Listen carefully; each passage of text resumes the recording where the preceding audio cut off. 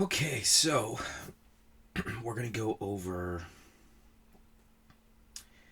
having a long line of code and then breaking that long line into multiple physical lines by using the backslash. And it's referred to as explicit line joining. So let's go over this.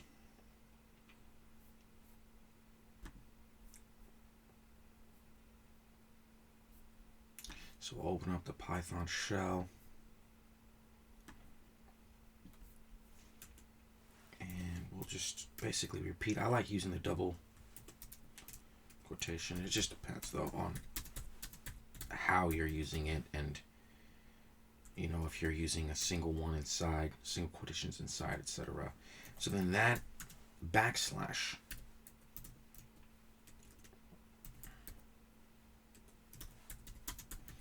this continues the string, basically allows us to continue that line explicitly and join those lines as S. So if I just do S, it says this is a string, this continues the string. Now let's check this out. This is 1, 2.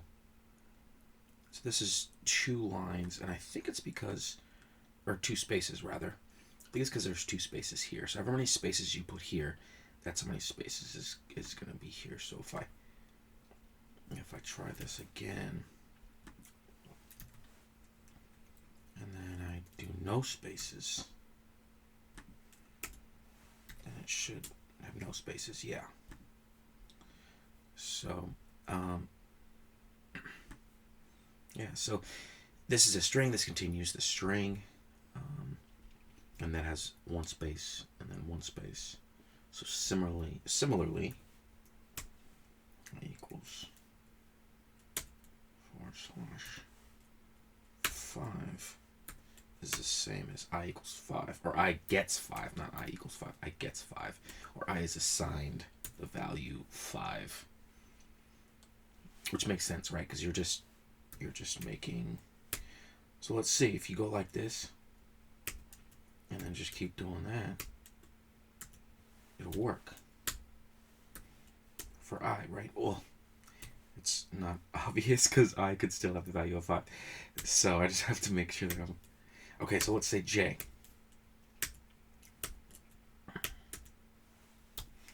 So let's make this 6. Just to keep them distinct. Okay, so J6. Now let's try. It's probably not going to work. If you put an equal sign again, yeah, of course it's going to be a syntax error, invalid syntax. So as long as you're doing that backslash,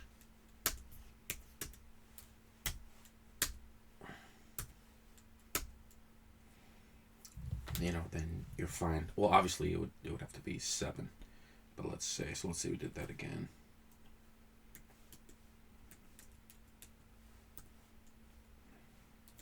And it's gonna reassign. So now J has a value of 8 assigned to it. Excuse me. So sometimes there is an implicit assumption where you don't need to use backslash, and this is a case where the logical line has a starting parenthesis, starting square brackets, or a starting curly braces, but not an ending one. So the previous was called explicit line joining with the backslashes, or the backslash. This is called implicit line joining. And the author talks about this in action when we write programs using list in later chapters. So we'll go over that a little later, obviously. And here, indentation, white space is important in Python. Actually, white space at the beginning of the line is important. It is called indentation.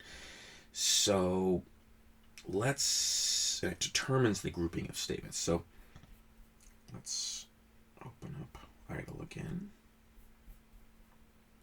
or the shell, excuse me.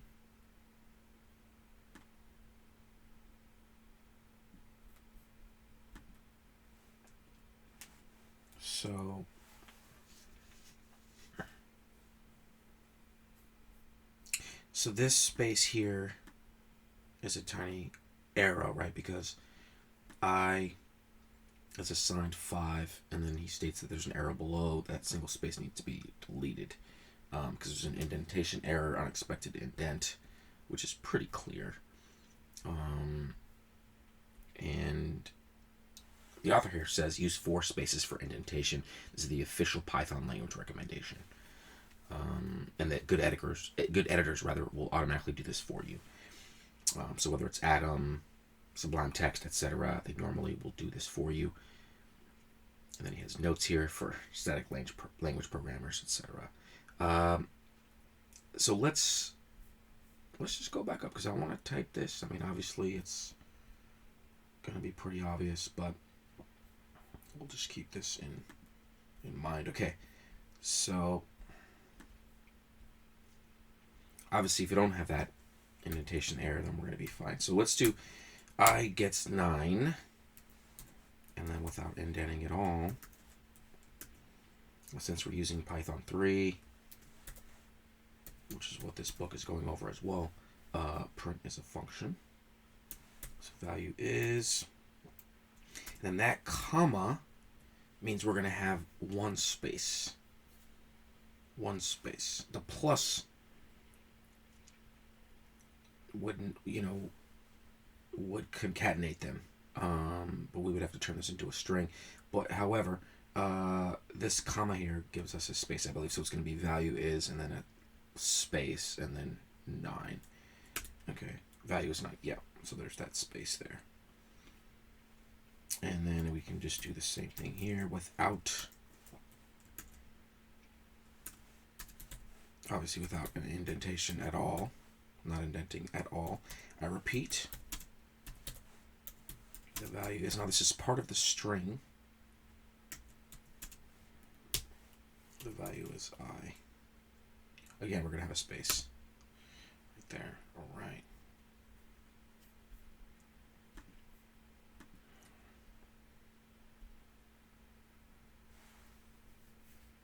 So that was a small